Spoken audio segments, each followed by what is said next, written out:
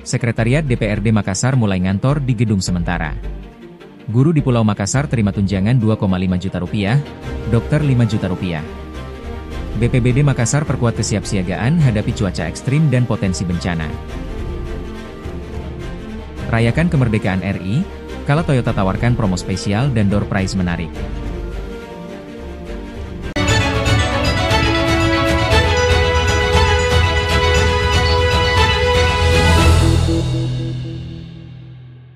Aktivitas Sekretariat DPRD Makassar resmi berpindah ke gedung sementara yang berlokasi di Kompleks Perumnas, Jalan Letjen Hertasning, Senin 6 Oktober.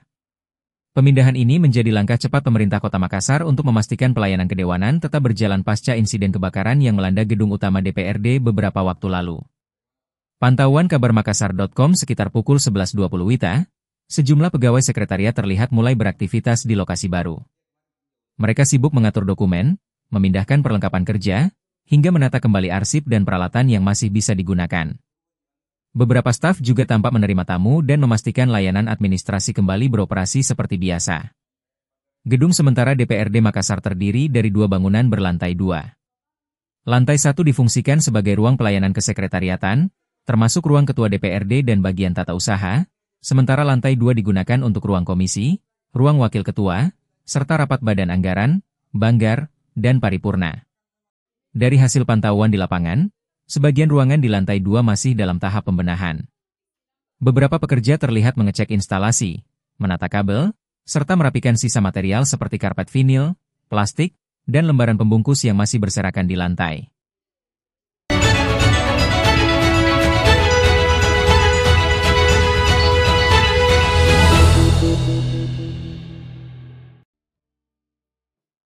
Komitmen pemerintah kota, Pemkot, Makassar di bawah kepemimpinan Wali Kota Makassar, Munafri Arifudin, bersama Wakil Wali Kota, Aliyah Mustika Ilham, Mulia, untuk memberikan perhatian lebih kepada masyarakat kepulauan kembali diwujudkan.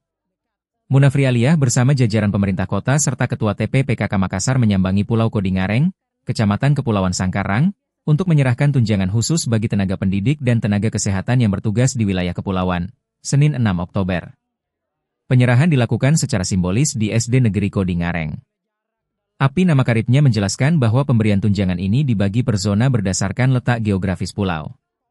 Insentif guru dan tenaga kependidikan terbagi ke 3 zonasi diantaranya zona 1 terdekat, Lakang dan Laelae, Rp700.000, zona 2 tengah, Kodingareng, Barang Lompo, Barang Cadi, Bonetambu, Rp1,5 juta, dan zona 3 terjauh, Lanjukang, Langkai dan Lumu-Lumu, Rp2,5 juta. Sementara bagi dokter dan tenaga kesehatan, zonasi dibagi 2 yaitu zona terluar untuk dokter Rp5 juta, perawat dan bidan Rp2,5 juta. Zona terdekat dokter untuk Rp3,5 juta, perawat dan bidan Rp2 juta. Api, tenaga pendidik dan kesehatan di pulau tentu memiliki tantangan lebih besar dibandingkan yang di kota. Mereka harus menyeberangi lautan dengan segala risiko, termasuk musim ombak tinggi.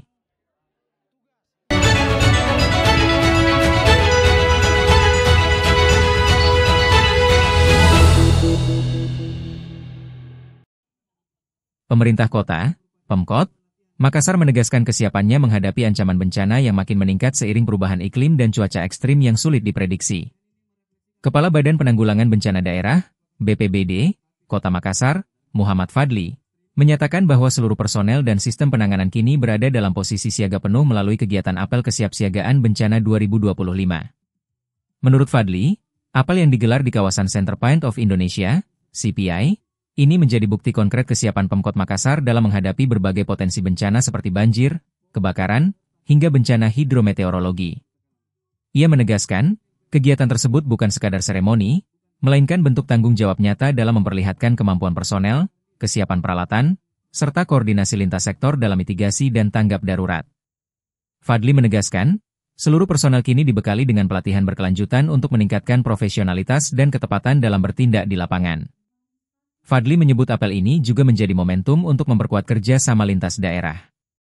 Ia menjelaskan bahwa Makassar berupaya membangun koordinasi dengan BPBD dari wilayah perbatasan untuk memperkuat sistem tanggap bencana terpadu di tingkat regional. Fadli menambahkan bahwa kolaborasi ini melibatkan berbagai unsur, mulai dari TNI, Polri, relawan, hingga komunitas masyarakat sipil. Semua pihak, katanya, memiliki peran penting dalam memperkuat rantai kesiapsiagaan. Langkah BPBD ini, menurut Fadli, merupakan implementasi dari visi Wali Kota Makassar Munafri Arifudin.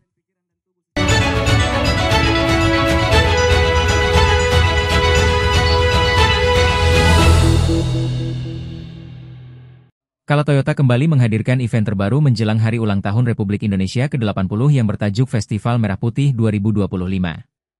Acara tersebut dijadwalkan mulai berlangsung dari tanggal 7 sampai dengan 17 Agustus 2025 di Maratu Indah, Kota Makassar.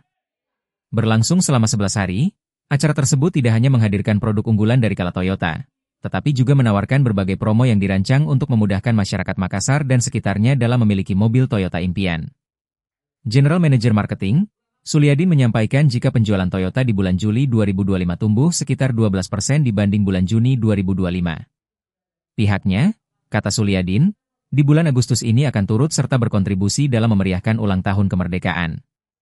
Selain di Makassar, akan digelar pula acara di Kota Palopo dan Kendari.